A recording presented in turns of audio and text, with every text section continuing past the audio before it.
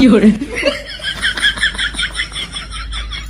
थाली आण दुटा कटोरी आण कौन कौन नहीं जाइछ मुझे देखे ये कौन माने से माने तो एटा कौन मत कहि छरिबो माछ नहीं जाइछ पुणी से बैग रे से बैग को नहीं फोपाड़ छड़े नहीं कि चलो किचन रख तक से रख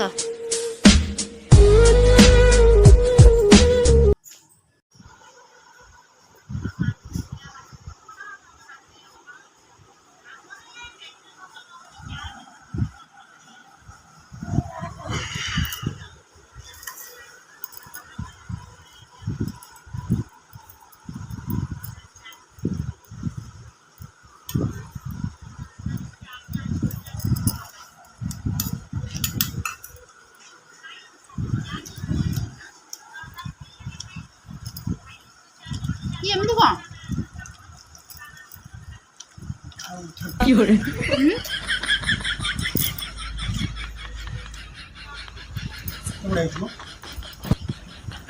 ना मु गले भल लागे मु बाहर किनी खाइबो भल लागे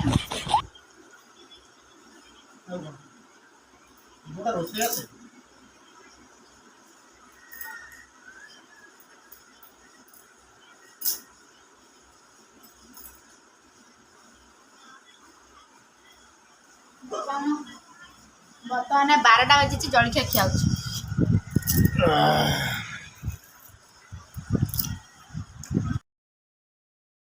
सांग मैंने पंडा बाबू माछ बर्तमान नहीं कि पलि आसिले आउटी माछ बर्तमान से धोईदेवे धोईदेला मुझे बनईबी माछ गोटी गोटी करी भल भाव देखु रोही माछर आज झोल बनईबी नाई झोल नुहे सांग मैंने रोही माछ भाजीदेवी आउ पखाड़ खाईदेबू जेहेतु पखाड़ गुराक बहुत सारा अच्छी तो मुझे कही माछ नहीं आस आ बर्तमान से जाकि माछ मार्केट रू नहीं आसछन्ती तो रोही की भाजीदबा माछ रोही माछ को पखाड़ भात पूरा आज उड़ीब my channel Sunita Odia blog जय जगन्नाथ सांग केमिति अछन आपण माने आशा करछि आपण माने समस्त भल रहबे भले रहंतु खुशी रहंतु समस्त को भले रखंतु देखो एटी भंडार संगर माछ धोइबार लागि जंदी जेहेतु माछ अछि माछ नै आछनी से बर्तमान ताको क्लीन कर दोछनी मु एपट देखंतु सांग माने कड़ी बसैती चलेडी आ माछ छणा हबो आ जेहेतु पखाड़ गुरा पुराई खंड रहि जाइछि पखाड़ आ माछ भजा किया हबो आ एटी मोर देखंतु सेटा शूटिंग चलछि जरा आ बाका आइ पानी कम पानी छाडिबो पानी छाडिबो कर हां ओहो देखो सांग ये एटी माछ टे काम करिया पड़छ मते किछि काम नै तमर किछि काम आसिन तमको केवल खाइया घंटा छडा किछि जानि ना काम किनो ते काम करू दंती तम दिन काम करछ तारे तम काम काम जाम तू घर काम करथु त न एते कोन कर अपन काम कर मु जाउ तारे सोइबी आ तम तो कच्चा माछ भाइ देबो मु जाउ सोइबी माछ किछा रोसे रोसे करबिनी तम रोसे करियो आ तम जिया आसिले माने कमेंट रे कहबे के काम करू मु करू जे मु पति करू दंती ओइ बे सांग हां आउ त मते स्टाइल मारना तम स्टाइल मारना एंदी माछ गोळा हबो से माछटा जे तम पेटटा पंडाबुकर पेटटा बहुत बड़ देखा हलानी से कप फप रखी मत जहाँ लगे कप फप रखी चाफा पीबी पेटटा कौन कौ कौ सांगे सांगे फंपे देला आउ टे फंपे दिए जिते जहाँ हेले भी से फंपिले भी पशबनी देख सांग मैंने पंडा बाबू ए बर्तमान माछ बनइबार लगी हौ माछ देखिकी आंगुठी ना आंगुठी तुम माछ होगी बाहर जीव से कड़े से जगह बाबू एत कौन पकई दौच रोसे केव करना ना कौन नेनुआ शिखुच हाँ माछ पड़गला कड़े देवे बर्तमान माछ तो तार हूँ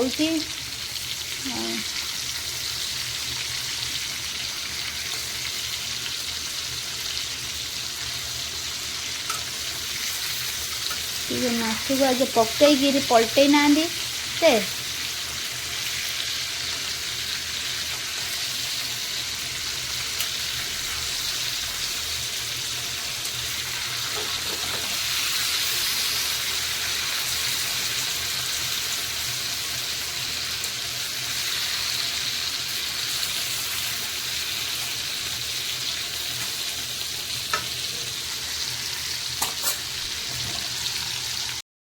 देखन सांग मैंने बर्तमान माछ भजा हो गला माछ भजा एठी बैगण तरकारी होकरी अच्छी गोटा बैगण होता आ माछ भजा सांगे पखाड़ भात सांगे नेंबू रसुण लंका चकटा नथिले तो भात जमा उठिबनी माछ सांगे यहाँ हूँ मेन देखो मु लुण पकईकि बढ़िया भाव में गोटे बढ़िया पागटाए करदेवी लंका रसुण पाग आ एते टेस्टी सांग माने बहुत बढ़िया लगिला ପଖାଳ ଭାତକୁ ମାଛ ଭଜା କାହାକୁ କାହାକୁ ଭଲ ଲାଗେ ସାଙ୍ଗମାନେ କମେଣ୍ଟ ବକ୍ସରେ ଜଣେଇବେ।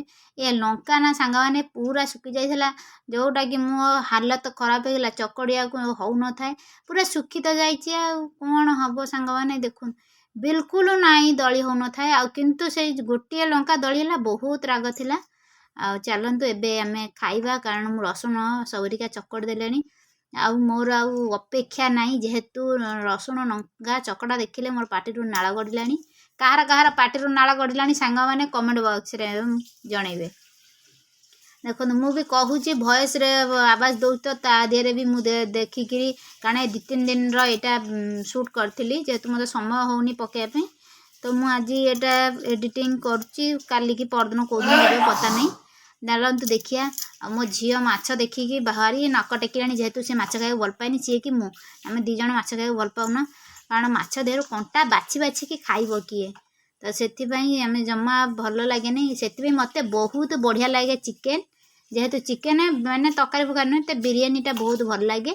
ଆଉ ଚାଲନ୍ତୁ ସାଙ୍ଗମାନେ, ଯେହେତୁ ଚିକେନ୍ ଫିକେନ୍ ତ ନାହିଁ, ଆଜି ମାଛରେ ଆଡ଼ଜଷ୍ଟ କରିଦେବା, ମାଛ ଖାଇବା। ଆଉ ଆସନ୍ତୁ ସାଙ୍ଗମାନେ, ଆପଣ ବି ମାଛ ଆମ ସାଙ୍ଗରେ, ମାଛ ଆଉ ମାଛ ଭଜାକୁ ପଖାଳ ଭାତ ଖାଇବାର ଯେଉଁ ମଜା, ଆଉ ବର୍ଷା ପାଗକୁ ଆଉ ଟିକେ କମଳ ଫମଳ ଘୋଡ଼େଇ ହେଇକି ଶୋଇବାର ଯେଉଁ ମଜା, ଆହା କେତେ ସୁନ୍ଦର ଲାଗୁଛି ସାଙ୍ଗମାନେ। ଚାଲନ୍ତୁ ଖାଇବା, ଆଉ ଖାଇବାର ମଜା ନେବା। ମୋ ଝିଅ ସାଡ଼େ ଟିଭି ଦେଖି ଦେଖିକି ତାର ଖାଉଛି।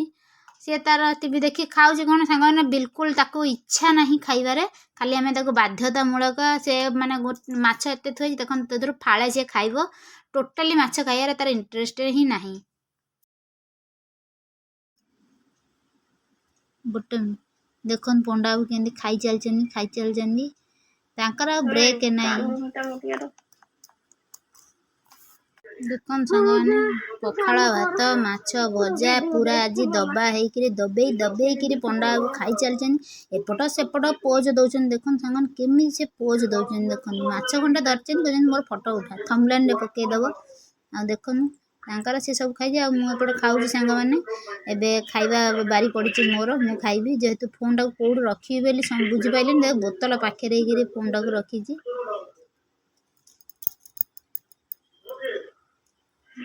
ଚାଲନ୍ତୁ ସାଙ୍ଗମାନେ, ଏବେ ମୋର ଖାଇବା ସରିଲାଣି, ପୁଣି ମିଶିବା ନେକ୍ସଟ ବ୍ଲଗ୍ରେ।